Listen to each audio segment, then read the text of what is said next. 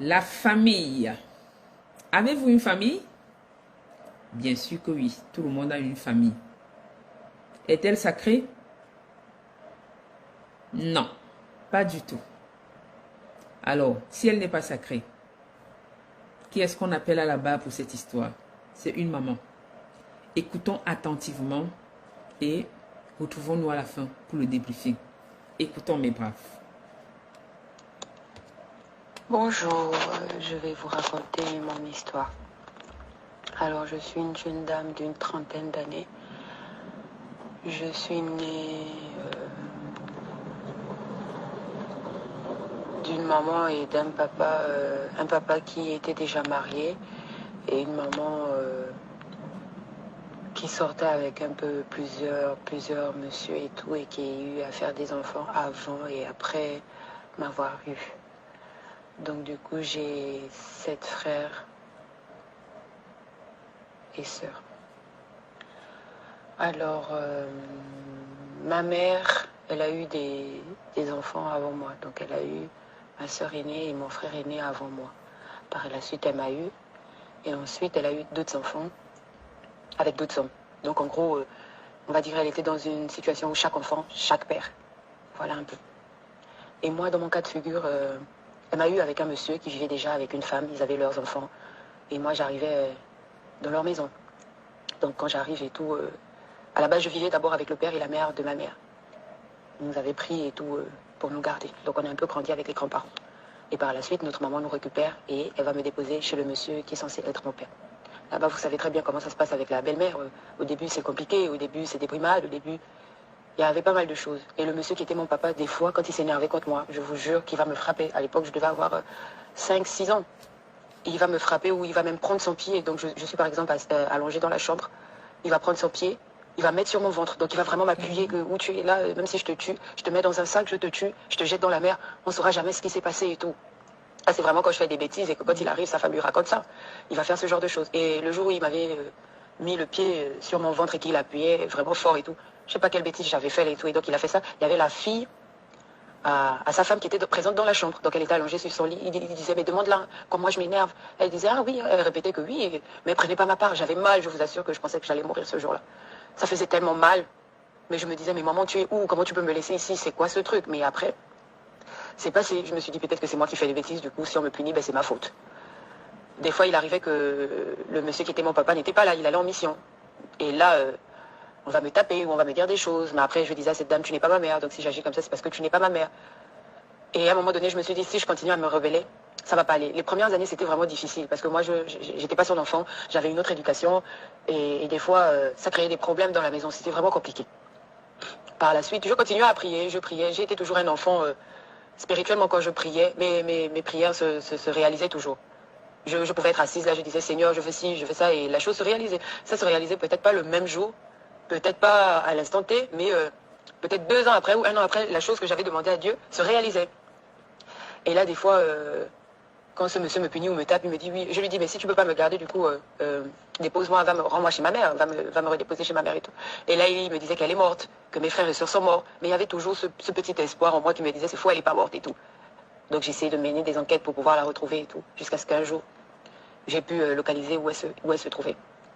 Et là, je vais faire ma première fugue. Quand je fais ma fugue, j'essaie de l'expliquer qu'au fait, là-bas, je ne suis pas bien. On avait tout le confort, hein, on avait tout chez mon père, là, on avait tout. L'argent, les ménagères, on nous accompagnait à l'école, on vivait vraiment bien. Mais j'avais pas la paix au fait du cœur, j'avais pas de paix. J'avais l'impression de vivre dans une prison, c'était horrible, j'étais pas en paix. Et donc, par la suite, quand je fais cette fugue-là, il y avait une dame qui connaissait ma mère, qui a entendu comment le papa appelait pour dire que voilà, l'enfant avait fugué et tout. La dame appelait. Elle appelait, elle a dit non, votre fille se retrouve chez sa maman et tout, machin. Et lui, il était venu me récupérer. Quand il me récupère, il va essayer d'être moins violent. Il va essayer de ne pas trop me taper. Mais lui, il avait des enfants de son frère qui l'élevait et les enfants de la femme, les enfants de la sœur de la femme qui vivait aussi avec nous à la maison. Donc ils étaient grands. Hein. Ils devaient avoir dans les 20 ans, 22, 23 ans. Et eux, ils avaient souvent tendance à vouloir coucher avec nous. Donc quand les parents n'étaient pas là, ils venaient dans les chambres. Viens d'abord, viens voir et tout. Je me souviens, il y avait un jour, il me fait entrer dans la chambre et tout. Il me fait toucher son sexe. Il commence à me toucher et tout. Il commence à me toucher. Je devais avoir 7 ans à l'époque. 7 ans, quelque chose comme ça. Et quand je me rends compte qu'il va prendre son sexe ou mettre dans mon sexe, j'ai fouillé.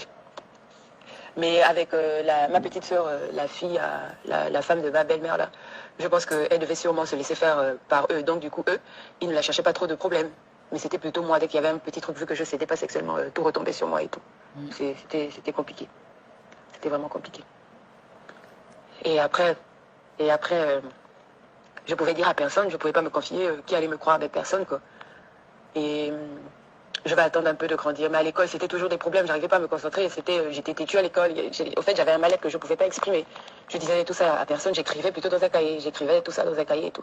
Jusqu'à ce qu'un jour, ma petite sœur a expliqué à mon père qu'elle a un cahier où elle écrit tout, il l'a volé.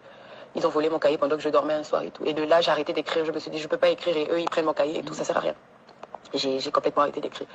Ensuite, je me suis encore enfuie de chez mon père, là. Je suis allée chez ma mère. Quand je vais chez ma mère, c'était difficile. Elle n'était pas financièrement riche, elle était instable. C'était quelqu'un qui avait beaucoup de dettes. C'est quelqu'un qui, elle voulait s'en sortir, aider ses enfants, inscrire ses enfants, mais elle n'était pas bien organisée. Donc, ce qui fait que même si on allait à l'école, des fois, vu qu'elle devait des gens l'argent qui était censé être payé à l'école, elle utilisait ça pour payer ses dettes ou elle utilisait ça pour payer la maison. Donc ça faisait toujours un cercle vicieux où on se trouvait toujours soit la maison n'est pas payée, on nous chasse, soit c'est l'école qui n'est pas payée. C'était toujours un truc bizarre. C'était vraiment bizarre. Mais c'est pas pour autant que moi je l'aimais pas, quoi. C'était ma mère, même si c'était comme ça, je faisais avec. Mais j'avais mes sœurs, et puis voilà. Je me sentais un peu plus aimée là que chez mon père, là. Après, qu'est-ce que je faisais? Je commençais à travailler les vacances. Je commençais à trouver des petits boulots. Je devais avoir dans les 14 ans par là. Je cherchais des petits boulots, je travaillais, je me battais et tout là. Et des fois, quand je travaillais, vu que j'avais pas la valeur de l'argent, ben, c'est ma mère qui récupérait les sous. Elle prenait les sous et tout. Et pour moi, à cette époque-là, je connaissais pas l'argent, donc c'était rien, c'était pas grave. Et par la suite, je continue à me battre. J'arrive à payer ma scolarité moi-même. J'arrive à faire certaines choses de moi-même. De moi-même. Après, je vais avoir 19 ans. Je vais rencontrer un monsieur. Ce monsieur-là, tout se passait bien entre lui et moi et tout. Et un jour, il remet une somme d'argent à ma mère. On se parlait, on avait eu un problème avec le monsieur et tout. Et moi, j'avais besoin pour m'inscrire et tout. Elle, qu'est-ce qu'elle fait? Là, je devais avoir 18 ans par là, 19 ans, 18 ou 19 ans comme ça.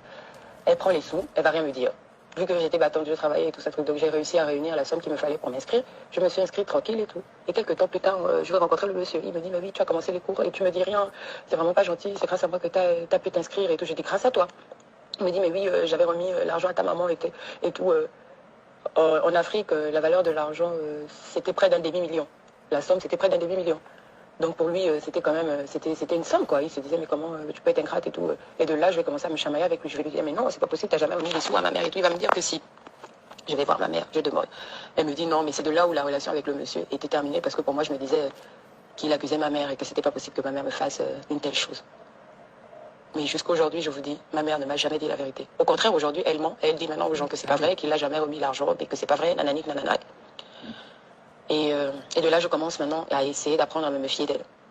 Donc des fois, il y a des trucs où côté argent, j'évite. Quand je rencontre quelqu'un, j'évite qu'elle soit en contact avec la personne, parce que pour moi, je me dis, elle pourra peut-être encore redemander les sous. Et voilà un peu. Et du coup, elle avait l'une de ses sœurs qui vivait à l'étranger. C'est sa petite sœur. Elles sont même mère, même père. Cette tante-là, vraiment aujourd'hui, je garde pas un mauvais souvenir de cette tante, parce que c'était toujours la tante qui, quand tu es en Afrique, tu vas te dire, j'ai ma tante en Europe, que je vais demander si et ça. Elle faisait de son mieux, elle envoyait toujours des trucs, elle essayait d'aider la famille, elle faisait de son mieux. Mais franchement, cette dame-là, elle a beaucoup soutenu ma mère. Elle a beaucoup soutenu ma mère. Quand ma mère était dans des problèmes d'argent ou quoi, elle a toujours été là pour ma mère. Aujourd'hui, il va s'avérer que ma mère va commencer à dire que c'est une mauvaise personne, c'est ci et ça. Des fois, quand elle se chamaille, mes sœurs ou des fois nous, on se parlait pas avec elle, parce que c'était toujours la tante qui voulait qu'il y ait la paix, qui voulait pas qu'il y ait la honte, qui voulait toujours que les enfants s'en sortent. Donc elle était très directe dans ses propos. Quand elle donnait un conseil, c'était toujours que ça te choque ou pas, mais elle te disait vraiment ce qu'elle pensait pour éviter le pire, quoi. Et par la suite, quand j'étais plus petite, ma mère m'emmenait dans le bureau d'un monsieur. Mais je ne savais pas qui ce monsieur était. On allait comme ça, je suis assise, je regarde ce monsieur. C'est quelques années plus tard, le jour où le monsieur décède, elle va m'expliquer que c'est mon père en réalité. Je tombe des nues. Je dis, mais c'est pas possible. J'ai été élevée par un monsieur avec qui je porte son nom et tout. Et ce monsieur, c'est qui? Je suis totalement déboussolée, je vous jure. Je dois avoir 18 ans. 18 ans par là, un truc comme ça. Je dis, mais non, c'est pas possible. Je tombe des nues. Mais après, j'accepte, j'essaye de comprendre. Et pendant les obsèques de ce monsieur, la famille va faire un conseil de famille et tout. Ils vont me montrer mes frères que j'ai du côté de ce monsieur. Et de là, on va se fréquenter, on va se parler souvent, on va s'écrire. Et quelques années plus tard, comme le monsieur avait des biens, les frères en question ont décidé qu'ils vont me léguer une partie de l'héritage qu'ils ont reçu du papa. Et de là, ils vont me remettre un appartement. Un appart que des fois, il y a des locataires, ça m'aide pas mal, même si ça ne rapporte pas grand-chose, mais c'est quand même une somme. Et du coup, ça m'aide. Et des fois, cet argent, je prenais pour aider ma mère. Je me bats, mon objectif, c'est il faut que je parte de là, il y a trop de problèmes. Il y a ma mère qui me raconte que mon père, en fait, c'est pas mon vrai père. Il y a l'une de mes sœurs qui est souvent en train de nous créer des problèmes du côté de ma mère, mon aîné. Et du coup, je me dis, il faut que je me casse, il faut que j'aille vivre ailleurs où vraiment je suis loin d'eux et tout. C'est comme ça que je vais quitter l'Afrique et tout, je vais aller m'installer à l'étranger. Je m'installe à l'étranger, c'est un peu compliqué au début. Quand je vivais en Afrique, je vivais avec un monsieur européen, donc c'est par son intermédiaire et tout qu'on va aller dans un pays européen. On arrive là-bas, c'est un peu compliqué, et par la suite on se sépare. Et là, je vais rencontrer un autre monsieur avec qui je vais essayer de faire ma vie et tout. Tout se passe encore bien et tout. Avec le monsieur, on se marie. Et quand on se marie, la famille du monsieur était un peu raciste et tout. Ça créait des problèmes, le monsieur et moi on s'est séparés, on est arrivé jusqu'à divorcer. En divorce de cette union est née une petite fille. C'était compliqué, c'était vraiment compliqué. Quand je divorce du monsieur, je suis partie de la maison, je me retrouve dans un foyer, je réussis à sortir de là, je retrouve une vie un peu plus ou moins instable. J'essaye de travailler, de faire des petits boulots par-ci et par-là. J'arrive à trouver une stabilité où je prends un appart. Donc, Dieu merci, je m'en sors avec ma fille jusque-là. Pendant 2 ans, le papa ne faisait rien parce qu'il recevait des trucs venant de sa mère comme quoi tu vois pas ta fille, ne fait rien et tout. Donc, il faisait vraiment rien. Et après, c'était compliqué, mais c'était la prière. J'avais la prière. Elles essayaient de me soutenir, mais à leur manière, elles vont appeler, elles vont me remonter des fois le moral. Et puis ça s'arrête là, parce qu'après, elles ne peuvent pas faire plus que ça. Et je réussis à redescendre en Afrique. Quand je descends en Afrique, l'appartement, quand je suis partie, c'est en gestion par un ami. Je décide alors de confier la gestion à ma sœur aînée du côté de ma mère. Tout se passe encore bien au début et par la suite, un jour, plus rien ne se passe bien. Donc je décide d'arrêter avec elle et de placer une agence. Alors là, le début du mon calvaire avec elle et ma mère. À la base, des fois quand je prenais les loyers, je divisais. Donc on avait fait une espèce de cotisation pour pouvoir payer la maison de ma mère. Et moi, je payais, je donnais ma participation pour la maison et une autre pour qu'il puisse acheter à manger et manger. Et de là, jusque-là, tout va encore bien, tout passe encore, tout est correct, tout est nickel. Et après un jour, j'arrive plus à pouvoir les aider parce que moi-même, mes réalités ici ne me permettent plus, c'était compliqué et tout. Donc, j'explique que je ne vais plus pouvoir vous aider comme avant. Il va falloir aussi m'aider et tout. Donc, du coup, c'est compliqué pour moi. Et là, j'explique à ma soeur qu'au fait, il faut que la maison soit mise en agence. Au moins, l'agence, quand ils vont gérer, ça va nous éviter d'avoir des embrouilles entre nous deux. Et il y avait un locataire qui était à l'intérieur de la maison. Du coup, quand il sort, je demande à ma tante de contacter l'agence. Donc, je lui mets en contact avec l'agence. Mais elle attend pendant 2 semaines et elle ne contacte pas l'agence. Et moi, je reviens vers elle pour lui demander, mais le locataire est sorti, pourquoi tu ne contactes pas l'agence afin de pouvoir mettre la gestion à l'agence? Et là, toujours rien. Après, je reçois un message de ma mère me disant comme quoi c'est elle qui a pris les clés avec ma soeur et que la gestion de la maison, pas question de mettre une agence, elle va se charger de gérer ces loyers-là. Tout en sachant que ma mère, côté financier, elle a du mal à pouvoir gérer l'argent. Tout ce qui rentre dans sa main, ça ressort d'aussitôt. Elle a excessivement des dettes, elle doit des gens. Et il m'est arrivé des années où j'étais obligée de rembourser ses dettes parce que ces gens l'insultaient. Et dans ces insultes, eux, ils m'attaquaient plus. Donc les injures, c'était du genre, sa fille, elle a un mari blanc. Elle ne peut pas aider sa mère. Elle ne peut pas payer les dettes de sa mère. Et moi, en ayant mal en tant qu'enfant, qu'est-ce que je faisais? Je me tracassais, je me débattais et je payais les dettes, je prenais des engagements de remboursement et tout. Mais à un moment donné, c'était l'asphyxie. Je pouvais plus. Des fois, mes petites soeurs m'envoyaient des messages comme quoi, regarde, elle doit encore quelqu'un, voilà, on est venu la menacer, on m'appelle et tout. Et tellement je ne pouvais pas, du coup, je restais insensible, je disais à ma petite soeur, mais là, moi, je ne peux pas aussi. Aujourd'hui, il s'est avéré que ma mère a mis des locataires dans la maison.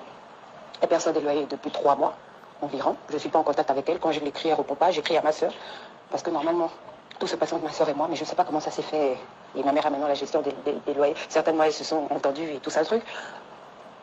J'ai pris la résolution de les bloquer parce que ça me faisait du mal à chaque fois d'écrire, mais j'avais aucune réponse venant d'elle. Donc je me suis dit, autant les bloquer et je me protège psychologiquement parce que j'ai trop de trucs qui m'affectent. Je n'ai pas besoin de rajouter ça.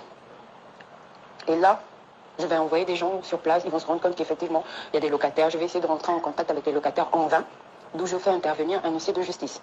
L'huissier de justice va expliquer aux locataires qu'au fait, la dame qui vous a mis dans la maison, c'est juste la maman, mais le bien ne lui appartient pas, le bien appartient à sa fille. De là, après au moins 2 ou 3 mois sans avoir parlé avec ma mère, elle va prendre le téléphone de ma soeur, d'un numéro que je ne connais pas parce que je l'avais bloqué avec l'autre numéro que je connaissais. Elle va m'envoyer un message comme quoi tu parles de moi aux gens, tu racontes n'importe quoi. Il faut que tu saches que tant que je vivrai, tu n'auras plus la gestion de ce bien. Écoute, ce monsieur, si tu le connais, c'est grâce à moi. Si tu as eu ce que tu as eu, c'est grâce à moi. Mais maintenant, à partir d'aujourd'hui, tu n'auras plus rien. Waouh! Quel courage, au fait. En gros, tu t'en fous.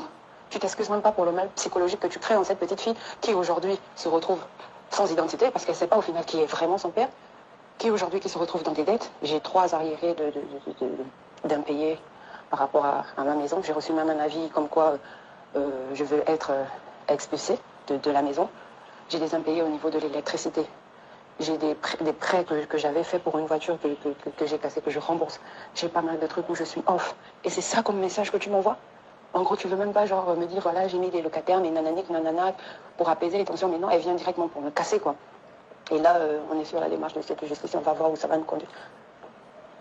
J'étais malheureusement obligée d'en arriver là parce qu'à chaque fois que je contactais quelqu'un de la famille pour venir éteindre le feu, il n'y avait pas de solution. À chaque fois que je vais vers elle, je vais vers ma soeur pour trouver des solutions, pour parler, il n'y a aucune réponse. Là, c'est juste à vous, quoi. Je suis vraiment à bout. J'essaie de trouver des solutions déjà pour pouvoir régler le fait qu'on va peut-être m'expulser avec la petite de la maison et voir comment mettre en place le règlement des factures impayées. Et voilà, quoi. Et tout ce qui me permet encore d'être debout et de tenir, c'est la prière. Parce que je vous assure que si je ne priais pas, je ne sais pas ce que j'allais faire. J'ai pas envie d'aller faire n'importe quoi. J'ai pas envie d'aller faire des trucs faciles pour pouvoir avoir l'argent. Mais je suis obligée de prier et regarder des trucs d'un œil positif. Merci d'avoir pris le temps de m'écouter. Merci. Voilà mes braves, nous l'avons écouté cette jeune dame. Nous avons écouté par quoi elle passe, la situation dans laquelle elle est. Et je ne peux que souhaiter à chacun d'entre nous de lui laisser un commentaire, d'analyser la situation, lui proposer des solutions, l'encourager à tenir, parce que ce n'est pas évident pour elle. Vivre dans cette atmosphère-là, c'est vraiment difficile. Et au final, elle est toujours dans les problèmes. Elle est en plein divorce. Elle ne peut pas entrer librement en possession de ce bien qui lui a été donné. Elle nous a expliqué clairement la situation. En réalité, elle ne sait même pas en fait qui est son papa finalement. Donc voilà dans la situation dans laquelle certaines personnes se retrouvent. Trop de problèmes dans nos familles. Trop de problèmes. Franchement, c'est horrible.